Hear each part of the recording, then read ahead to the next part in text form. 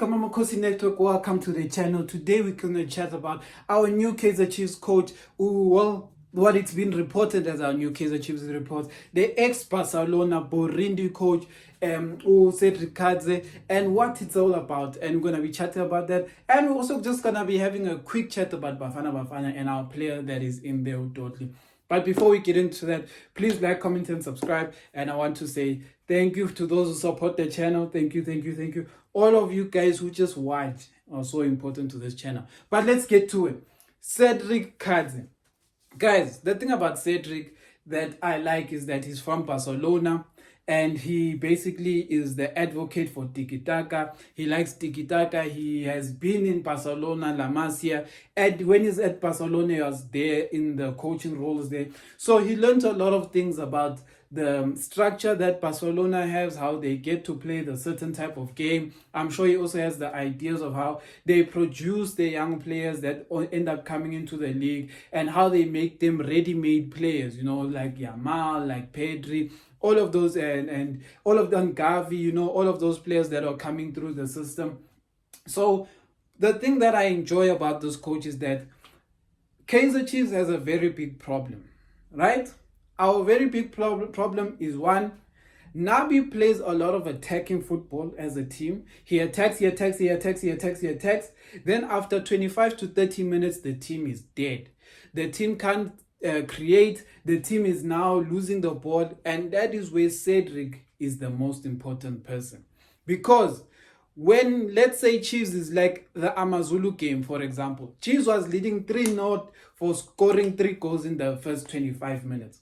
That's a good thing. Scoring quick goals is a good thing. But the thing is that once you have these goals, your team has to do something to ensure that they are no longer put under pressure and they are looking like the winning team.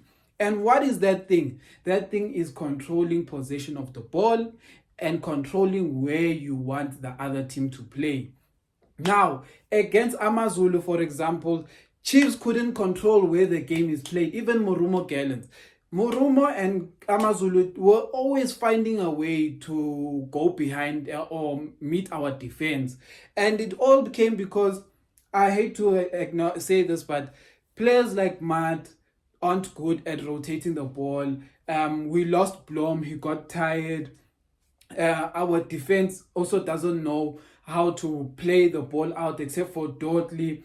But if Kaizer Chiefs learned like some sort of tiki-taka, being comfortable on the ball, what would happen is that in the patches, because what happens is that Chiefs plays at a very high pace and then they get tired.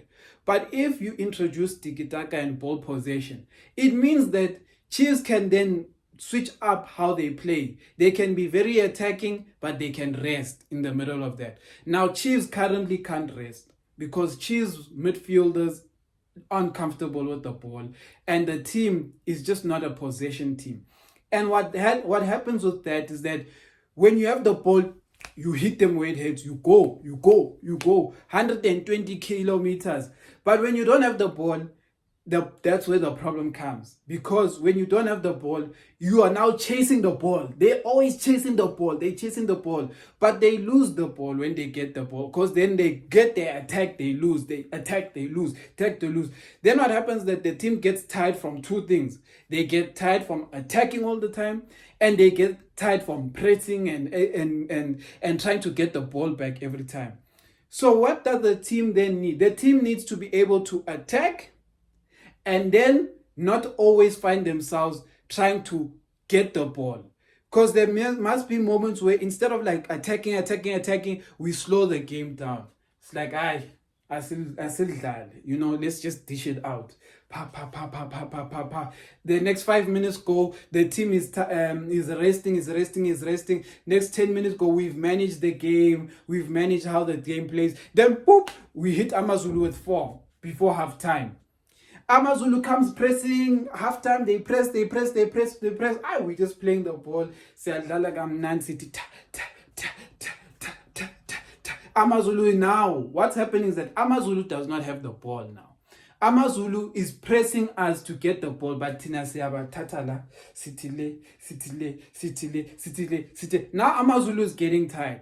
By the time it hits 65 minutes, Amazulu is even more tired than us as Chiefs, who also have a high intensity attack.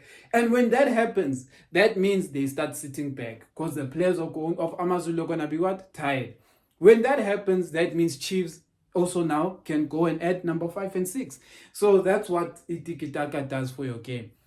So I want that, and also the most important thing is that I need we need such coaches to bring Abomfundo Vilagazi and Abomdu Shabalala Wandile Duba Samkelo Zwane into the game, and maybe this kind of little adapting in the gameplay, adding a bit of tiki-taka, will allow a player like Samkelo Zwane to now unleash his game, will allow a player like Nkosi Mpilo to now find his way into the team. Because the one thing I've picked up is that not all Barcelona players are fast, but because of how they play, it allows even the fast players to be part of the team, even the not so fast players to be part of the team. And that is what Nkosi Mpilo is needing. He's not a fast player, so he can't do this thing of, see, we're attacking, we're defending, we're attacking. He needs this thing where we attack, we have the ball. We attack, we have the ball. So for example, I'll say this for example. If Nkosi Mpilo played under the era of Yeye Litulunyane, he would be rated as one of the best midfielders South Africa has ever seen. If Nkosi Mpilo played in the Sundowns that was under Rulani Mokoena, he would be rated as one of the best midfielders South Africa has ever seen.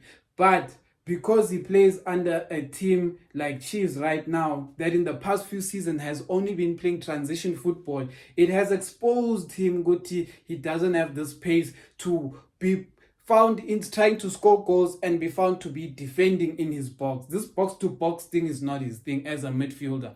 He prefers a team that enjoys possession and that a team where he can be part of the possession and also attack, but he's not required to be by the halfway line, by the 18-yard area. He can, dictate where he wants to be.